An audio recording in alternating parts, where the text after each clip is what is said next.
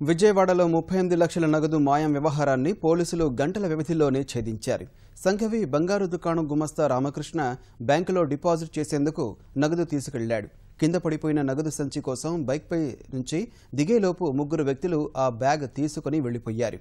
ఇటీవల బంగారు ఆభరణాల కార్ఖానాలో భారీ చోరీ జరిగిన ప్రాంతానికి సమీపంలోనే కావడంతో చుట్టుపక్కల దుకాణదారులంతా ఆందోళన చెందారు. సమాచారం అందుకుని రంగంలోకి దిగిన పోలీసులు సీసీటీవీ దృశ్యాల ఆధారంగా బ్యాగ్ తీసుకెళ్లిన వారిని గుర్తించి నగదు స్వాధీనం చేసుకున్నారు.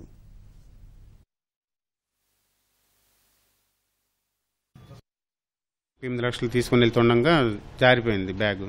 ట్యాంక్ కవర్ మీద బండి తీసేలాగా అక్కడ హైట్గా ఉండేసరికి నేను చూసుకోలేదు, జారిపోయింది. ఎదరికెళ్ళి చూసుకునేసరికి బ్యాగ్ లేదు. మళ్ళీ వెనక్కి ఎమ్మటే వచ్చేసరికి ఇంక లేదు బ్యాగ్ అక్కడ. బ్యాగ్ చిన్నదేనండి, అది 2000 నోట్లే కదా, 38 లక్షలు.